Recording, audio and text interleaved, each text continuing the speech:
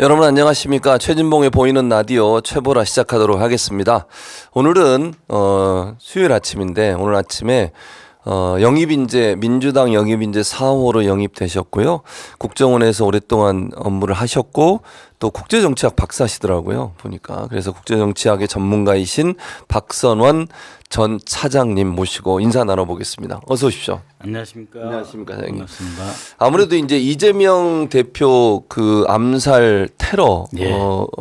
미수죠. 미수 사건에 대해서 TF에도 활동을 하시잖아요, 지금. 예, 그래서 그렇습니다. 이제 최초로 지난번에 이제 국정원 연관성에 대해서 여러 가지 말씀 본인이 또 이제 국정원에서 근무를 하셨으니까 아무래도 잘 아실 것 같아서 예. 제보들도 많이 들어오고 있다고 하던데 제보들이 좀 들어오고 있나요? 그런 부분에 대해서? 네, 일부 들어오고 있습니다. 네. 근데 유튜브에서도 그런 부분에서 밝히셨는데 예. 기본적으로는 국정원이 연관돼 있다고 하는 여러 정황들에 대해서도 어느 정도 정보가 있으세요? 예, 그 연관돼 있다 할 때 이제 사건 자체에 대한 연관이 아니고 예. 사후 처리 과정에서의 책임 기관이 테러 방지법상 책임 기관이 국가정보원입니다. 예. 그래서 그 처리 과정에 책임이 있고 연관이 있다. 이렇게 이제 문제를 제기하는 것이고요. 예. 현장에 그러니까 가덕도 현장에 네. 최소 3명 이상이 처음부터 나가 있었다고 제가 알고 있습니다. 그 소속은 이제 부산지부, 국정원 부산지부와 국정원 부산지부 내에 공항 및 가덕도 담당 팀. 네, 거기서 나가 있었죠. 그러니까 일반적으로 이제 정치 인물 중에 유력 인물들이 오면 국정원들이 보통 이렇게 나가서 봅니까? 어떻습니까?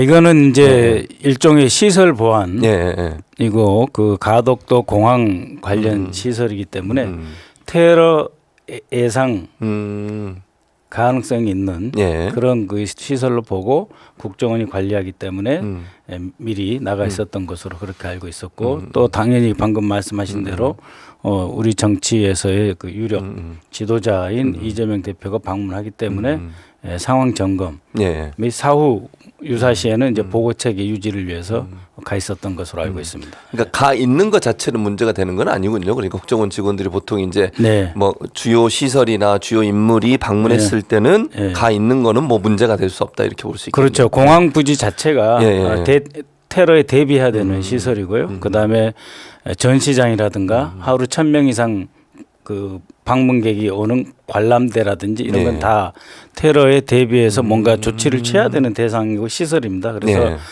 가덕도에 관람대에 공항까지 다 겹쳐 있기 때문에 직원들이 나가 있는 것 자체는 문제가 아니다라고 보고 있습니다.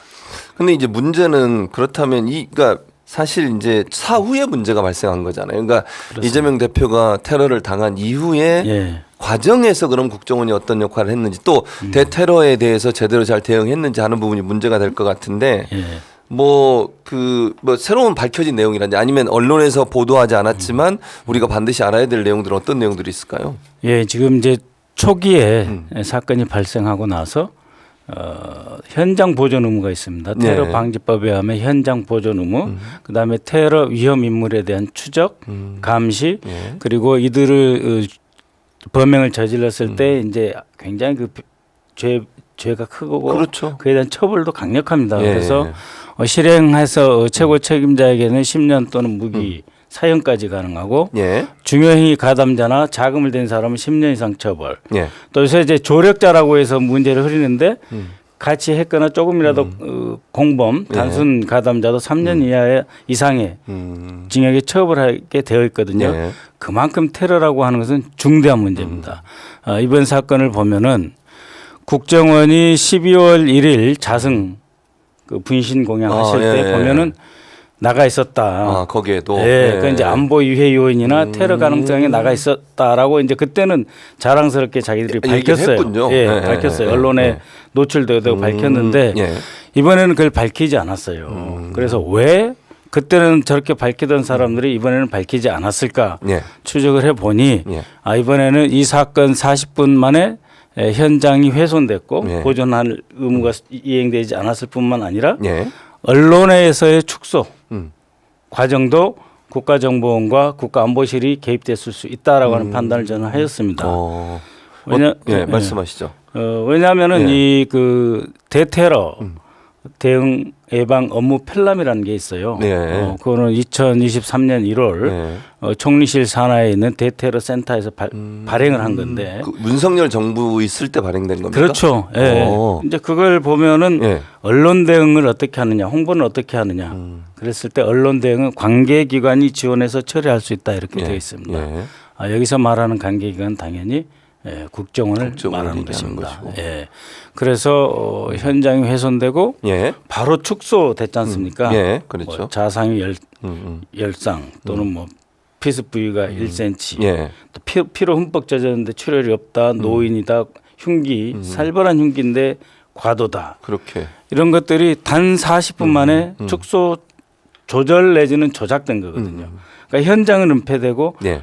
훼손되고 언론에는 사건 규모나 그 파장이 축소돼서 왜곡되고 그런 그 하나의 일관된 방향으로 나갔지 않습니까? 그때에 이제 그 소방이라든지 경찰에서 온 자료 데이터를 테러 센터에 대테러 센터에 상황실에서 취합하다 하는데 예.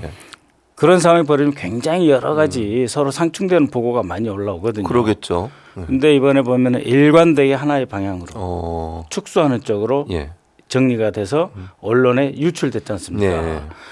그런 상황을 보면서 이거는 굉장히 신속하게 선이 작동했다. 즉 현장에 나가 있는 우리라고 하니까 이상합니다. 국정원 직원 예전에 근무하셨으니까 국정원 직원의 보고와 그것을 받은 그 총리실의 대테러 센터의 센터장은 김혁수 씨라고 6442기인데 그러시군요. 그 밑에 대테러 정책관이라는 게 있습니다. 이 정책관은 이 관계기관에서 나와 있는 사람입니다. 즉 국정원에서 나와 있는 사람이죠. 또 이제 대테러 센터장은 임기가 대개 4년인데 1월 30날 거의 임기가 끝나게 돼 있는 사람이에요. 김혁수라는 분은. 그래서 이제 실제로 그 부산 지부, 그다음에 가덕도 현장, 그다음에 그 총리실에 있는 대테러 정책관, 그리고 국정원에 있는 그 지휘부, 당시에는 1차장이 해외 및 테러 담당 차장으로서 국가안보실의 1차장과 긴밀하게 협의를 했지 않았나라고 판단하고 있습니다. 그렇지 않으면 40분 만에 이런 각도로 방향으로 정리되지 않는다. 그런 판단을 하고 있습니다. 그럼 결국 이제 조금 궁금해지는 게 총리실의 대테러 센터 안에 지금 말씀하신 건 국정원 직원이 파견 나와 있는데 대테러 센터에서 어떤 정보를 취합해서 발표할 때는 국정원의 정보나 국정원과 긴밀하게 소통하면서 정보를 취합하고 그리고 거기서 정리된 정보를 만들어서 외부에 뭐 제공한다거나 이런다는 말씀이신 거죠. 그 둘 관계가 좀 애매모호해요. 그러니까 이제 기본적으로 그 대테러 센터에서 이제 국가안보실로 보고를 하게 되어 있고 그다음에 이제 국정원에서 자체적으로 취합한 것을 국가안보실에 보고하게 되어 있어요. 상황 전파 체계가 그렇게 되어 있습니다. 그럼 상황 전파 체계에서 그렇게 이제 국가안보실로 모였을 때 어떻게 이 건을 다뤄야 되느냐라고 하는 것은 이 대테러 방지법에 의하면 이 모든 것은 기본적으로 국가정보원이 관장하게 되어 있습니다. 책임 기관입니다. 그렇군요. 그리고 이제 이 사건에서 당시에 그 국정원 1차장이 이제 원장 직무 대리를 맡고 있었어요.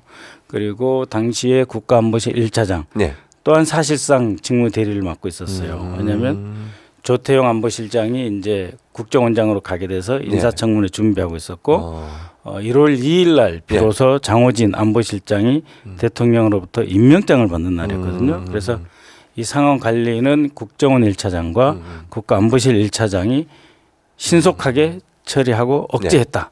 그러니까 테러 방지법을 통해서 권한을 다 가져오는 거죠.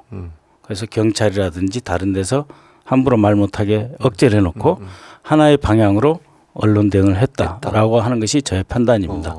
그럼 왜 국정원에서 안 하고 대테러 센터에서 발표를 한 거죠?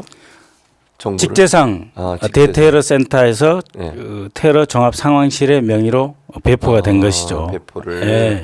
그러니까 사실은 그 전까지만 해도 뭐 이재명 대표가 상당히 중한 피해를 입었다라고 하는 게 언론에 대응이었었는데 대부분 대테러 센터에서 이거 이제 유출되고 나서부터는 상당히 경상이다, 뭐 1cm다 이런 얘기들이 퍼지기 시작했거든요.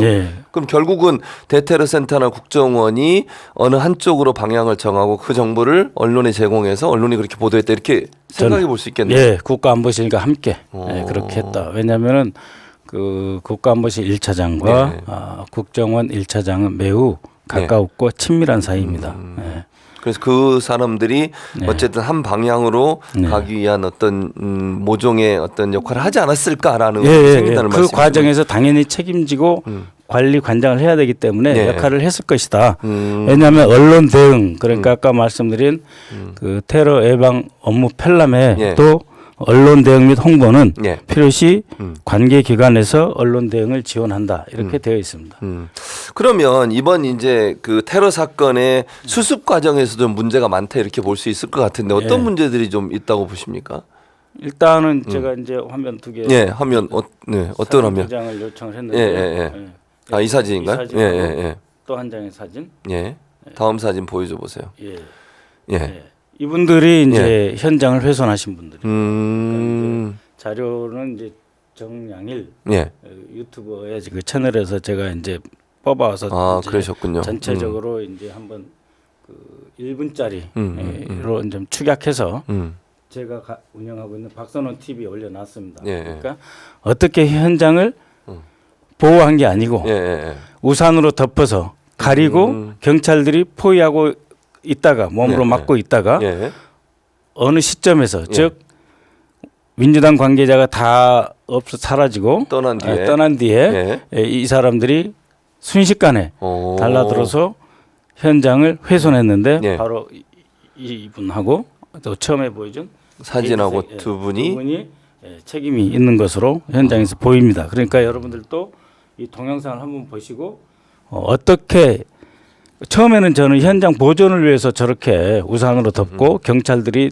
삥 둘러서 있나 보다 이렇게 생각을 했어요. 근데 계속 반복적으로 보니까 그게 아니고 우산으로 덮어서 은폐하고 그러다가 민주당 관계자가 떠나니까 매우 신속하게 물로 씻어서 다 훼손을 했는데 그때 이 실무적으로 지휘한 분들이 저 두 분.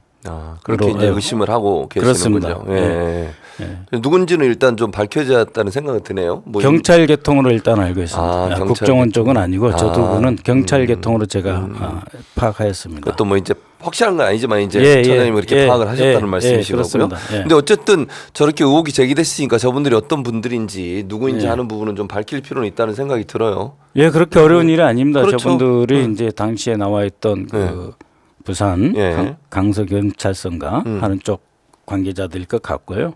거기에 이제 서장 옥 서장님도 나와 계셨기 때문에 분명히 확인해 줬으면 좋겠다. 이거는 뭐 현장 보존의 의무를 완전히 무시한 거고 테러 사건을 처리하는 가장 일차적인 사고 현장 자체를 저렇게 훼손한 것은 당시 자신들의 판단은 아니다. 계속해서 이제 전화 받고 문자 확인하고 이런 것들이 보이거든요. 누군가의 지시가 있었을 수 있다 이런 말씀이시군요. 그렇게 저는 보고 있습니다. 근데 이게 그러니까 말씀하신 것처럼 비용화 되는 게 배현진 의원 같은 경우에는 테러 당하고 나서 바로 현장 보존하고 정밀 감식 들어갔잖아요. 근데 왜 이재명 대표 그 테러 사건에는 저런 행동을 했는지가 좀 이해가 안 돼요. 비교해 보면. 그렇죠. 그래서 이제 가덕도가 좀 외딴 지역이고 민주당 관계자가 없을 때 신속하게 현장을 없애는 것과 동시에 이제 언론 대응이 함께 동시에 진행됐다. 그러니까는 동시에 한 방향으로 쫙 위로 갔는데 그것에 대해서 책임지고 관리 관장한 분들이 분명히 존재한다. 그 사람들이 이제는 입장을 밝혀야 되는 거예요. 이거 테러 문제를 이렇게 다루거나 처리하는 나라는 없고요. 테러 방지법 한번 읽어보십시오. 이게 사람들은 테러 방지법에 따르면 불법적인 행위를 한 것으로 저는 보고 있습니다. 결국 이렇게 한쪽으로 방향으로 모든 게 몰아가는 모든 상황을 봤을 때는 누군가의 어떤 뭐랄까요 계획 또는 영향, 지시 이런 부분이 있었을 가능성이 높다 이렇게 좀 판단을 하시는군요. 그 아까 저 또 하나 이제 자료, 그러니까 전파 체계. 전파 체계 한번 보여줘 보세요. 이걸 보시면은 뭐 쉽게 예. 이해할 수 있을 것입니다. 도표를 저희가 준비한 요거죠. 예, 예. 저거 보면 저거 역시 이제 아까 말씀드린 2023년 초에 이 정부에서 그 작성한 테러 예방 업무 펠람에 나와 있는 것입니다. 저걸 보시면 상황 인지가 되고요. 신고가 있었다든지 하면 바로 정보 수사기관이 그 상황을 장악하고 정보를 수집해서 전파하게 됐습니다. 보고하고 전파하게 되어 있습니다. 거기는 국정원, 경찰청, 해경청 등이 있고요. 그것이 이제 보시면은 그 대테러 센터에 보고되고 취합되고 그러네요. 그러한 정보는 최종적으로 국가안보실로 올라가게 되어 있습니다. 그리고 그 정보 수사기관은 바로 국가정보원에 본부에 또 보고를 하겠죠. 그럼 그 국가정보원은 독자적인 테러 정보 통합 관련 체계를 둘 수 있게 되어 있거든요. 전담 조직을 갖게 되어 있어요. 그 조직에서 또 국가안보실로 그 보고를 하게 되어 있는데 결국은 저 표를 보시면 아시겠지만 국가안보실과 국가정보원이 이것을 대응할 수 있는 책임기관이자 주관기관이고 여기서 언론 대응까지 하게 되어 있다. 그런 전체적인 이 그림 체계도를 보시면 잘 아실 거고 제가 파악한 바로는 저기서 말하는 정보수사기관 가덕도 현장팀이 대략 누구고 어느 분이다까지 파악을 했고요. 그다음에 부산 지부의 지부장과 그 밑에 있는 그 테러 팀장, 처장이라고도 팀장이라고도 합니다. 그분도 제가 파악을 했고 저 대테러 센터 안에 테러 정책관님 성함도 제가 다 파악을 해놓은 상태입니다. 그러니까 지금 이제 조태용 원장이 1월 16일부터 새로 근무를 시작했고 직무 대리 체제가 이제 정상적인 체제로 복원을 했으니까 조태용 원장이 직접 관여한 문제도 아니기 때문에 이제는 정정당당하게 조사해서 이것을 밝히셔야 되지 않나. 감사를 하든 감찰을 하든 그 권한이 원장에게 있으니 이 사건에서 정정당당하고 명명백백하게 법대로 재확인되고 발표돼서 국정원이 오해받을 행동을 하지 않았다. 혹은 오해받을 짓을 했다. 그러나 정치관이 앞으로 하지 않겠다라고 하는 것을 분명하게 해 주셔야 될 의무가 있다. 저는 이렇게 봅니다. 그러니까 지금 처장님 얘기하시듯이 그게 원칙인데 사실은 지금의 국정원이나 국가안보실 그런 행동을 할 가능성이 낮으니까 그럼 국회나 민주당에서 어떤 형태로든 추가적으로 밝혀내거나 아니면 조치를 취할 사항들이 있지 않겠습니까? 어떤 조치를 취해야 됩니까 지금? 제가 이제 이 정도로 이야기를 했으면 정보위를 소집해야죠. 벌써 제가 처음 문제 제기한 것으로부터 3주 이상 3주 가까이 지났는데 행안위 열렸고 국회 정무위 열렸지 않습니까? 그랬었죠. 그런데 국회 정보위에서 이걸 다뤄야 됩니다. 추궁을 하셔야 됩니다. 왜냐하면 이거는 테러 방지법에 따라서 국정원이 책임이 있고 역할이 있는데 그 역할과 책임을 사건을 해결하고 테러를 방지하기 위해서 추적하는데 역할을 하였느냐 아니면 오히려 그 반대로 테러 방지법상의 권한을 활용해서 경찰이라든지 타 기관의 접근이나 언론에게 설명하는 것을 못하게 하고 특정 방향으로 끌고 가지 않은 건 아닌지 두 가지 가능성 중에 하나에 대해서 분명하게 해명하고 설명해야 되고 그것을 국회 정보위에서 추궁해야 된다고 봅니다. 근데 국회 그 행안위하고 아까 그 정무위였나요? 두 군데서 서로 다른 얘기를 했던 사람이 있었다면서요. 국정원장이 있었냐 없었냐 문제 가지고. 그렇죠. 그게 이제 대테러 센터장을 담당하고 계시는 김혁수 센터장님인데 그분은 이제 4년 전에 이제 임명이 됐고 임기가 4년이 끝난 거네요. 그러면 1월 30일 끝나야 되는데 아직 바뀌신 것 같지는 않습니다. 그대로 자리를 지키고 있군요. 그분이 이제 갈등을 했겠죠. 국정원이 있긴 있었는데 언제부터 있었다고 말해야 좀 편하고 안전할까. 왜냐하면 없었다는 말은 못 하겠고 처음부터 있었다는 말도 또 못 하겠고 그래서 좀 오락가락 하신 거 아니냐. 근데 이제 제가 파악하기로는 처음부터 상황을 보고 있었다. 그리고 처음부터 상황을 보고 있었기 때문에 그 현장에서 직접 뭐 몸으로 뛰는 사람들은 아니잖아요. 국정원이. 그래서 상황을 즉시 보고하고 그 지시에 따라서 처리했다.